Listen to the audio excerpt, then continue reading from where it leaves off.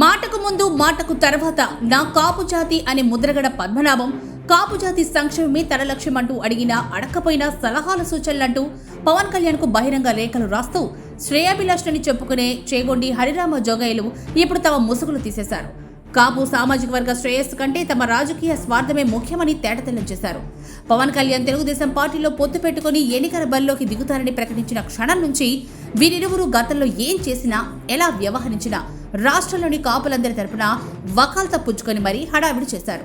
పొత్తు పొజగకుండా పవన్ కళ్యాణ్ వెనక్కు లాగేందుకు చేయగలిగిందంతా చేశారు. అది కుదరకపోయేసరికి సీట్ల సర్దుబాటులో బెట్టు చేయాలంటూ సూచనలు చేశారు. బహిరంగ లేఖలు రాశారు. చివరకు తమ మాట పవన్ వద్ద చెల్లుబాటు కాదని తేలిపోయిన తర్వాత అప్పటి వరకు వేసుకున్న కాపు ముసుగును తీసేసి వైసీపీ గూటికి చేరిపోయారు.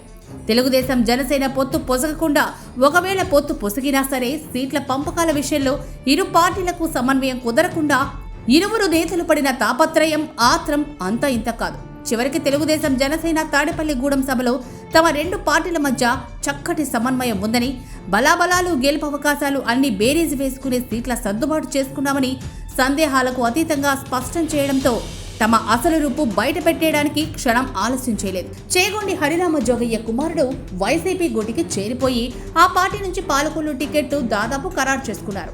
మరోవైపు ముద్రగడ పద్మనాభం కూడా వైసీపీ గూటికి చేరడానికి రెడీ అయిపోయారు. ఆయన కుటుంబం నుంచి ఎవరో ఒకరు పిఠాపురం నుంచి పోటీ చేస్తారన్న వార్తలు బలంగా వినిపిస్తున్నాయి. దీంతో ఇంతకాలం ఆ ఇరువురు నేతలు పవన్ కళ్యాణ్ కు శ్రేయాభిలాషలమంటూ బెళ్లపిస్తూ చేసిన తతంగమంతా వైసీపీ హైకమాండ్ తాడేపల్లి ప్యాలెస్ డైరెక్షన్లోనేనని అందరికీ అవగతమైపోయింది.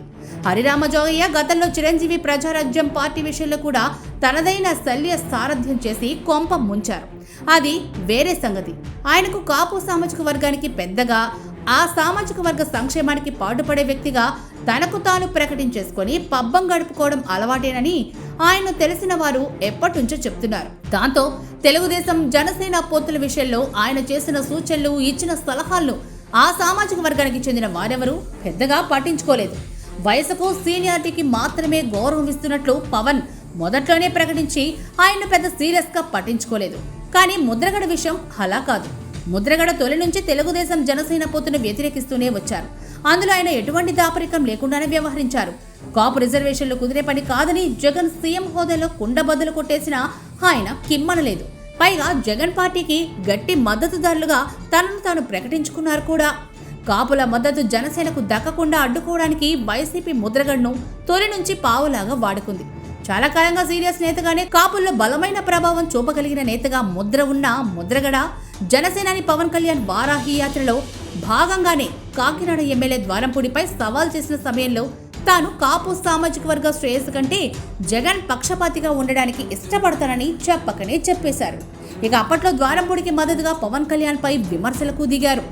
గతంలో కాపు రిజర్వేషన్ కోసం ఉవ్వెత్తున జరిగిన ఉద్యమానికి అన్ని విధాలుగా సహాయ సహకారాలు అందించింది ద్వారంపూడేనని, ఆయన ఖర్చుతోనే నాడు కాపు ఉద్యమకారులకు ఉప్మా పెట్టానని ముద్రగడ రాసిన లేఖపై కాపు సామాజిక వర్గంలో తీవ్ర ఆగ్రహవేశాలు వ్యక్తమయ్యాయి. ఇవిగో నీ ఉప్మా డబ్బులు అంటూ ఆయనకు పెద్ద ఎత్తున మనీ ఆర్డర్లు పంపించిన సంగతి కూడా తెలిసిందే కదా. దీంతో బాహాటంగా జనసేనను వ్యతిరేకిస్తూ జగన్తో అంటకాగితే జనం నంబరుని గ్రహించి అప్పటికి నెమ్మదించిన ముద్రగడ ఆ తర్వాత జనసేన వైపే తన మొగ్గు అంటూ ఫీలర్లు పంపారు. జనసేన నేతలు కూడా ముద్రగడ పార్టీలోకి వచ్చేందుకు సుముఖంగా ఉండడాన్ని స్వాగతించారు. కానీ ఎందుకో పవన్ కళ్యాణ్ ఆయన్ను నమ్మలేదు. ఎందుకు నమ్మలేదన్న విషయం ఇప్పుడు తేటతెల్లమైంది. పవన్ తనకు సలహాలు సూచనలు అక్కర్లేదని, తనతో కలిసి నడిచేవారే తన వారిని కుండబద్దలు కొట్టేయడంతో ఇక ముసుగులతో పని లేదని ముసుగు తొలగించేశారని పరిశీలకులు విశ్లేషిస్తున్నారు. జనసేనలో చేరి ఆ పార్టీని పవన్ కళ్యాణ్ను డీఫేమ్ చేయాలన్న వ్యూహం పురిట్లోనే సంధి కొట్టడం వల్లే ముద్రగడ ముసుగు తీసేసి జగన్ పార్టీ గూటికి చేరిపోయారని, ఇప్పుడు పిఠాపురం నుంచి ఏకంగా పవన్ పైనే పోటీ చేయడానికి రెడీ అవుతున్నారని పరిశీలకులు అంటున్నారు. అందుకే ఇప్పటికే పిఠాపురం వైసీపీ అభ్యర్థిగా ఖరారైన వంగా గీతను జగన్ తాడేపల్లి ప్యాలెస్ కు పిలిపించుకొని సర్ది చెప్పారని అంటున్నారు. అంతేకాకుండా ఒకవేళ పవన్ కళ్యాణ్ పిఠాపురం నుంచి బరిలోకి దిగితే తాను ఆయనపై పోటీ చేసి గెలిచే అవకాశం లేదని వంగా గీత కూడా చెప్పినట్టు తెలుస్తోంది. మొత్తం మీద ముసుగులు తీసేసిన కాపు నేతలను ఆ సామాజిక వర్గం నవ్వే అవకాశాలు ఇసుమంతైనా లేవని పరిశీలకులు విశ్లేషిస్తున్నారు.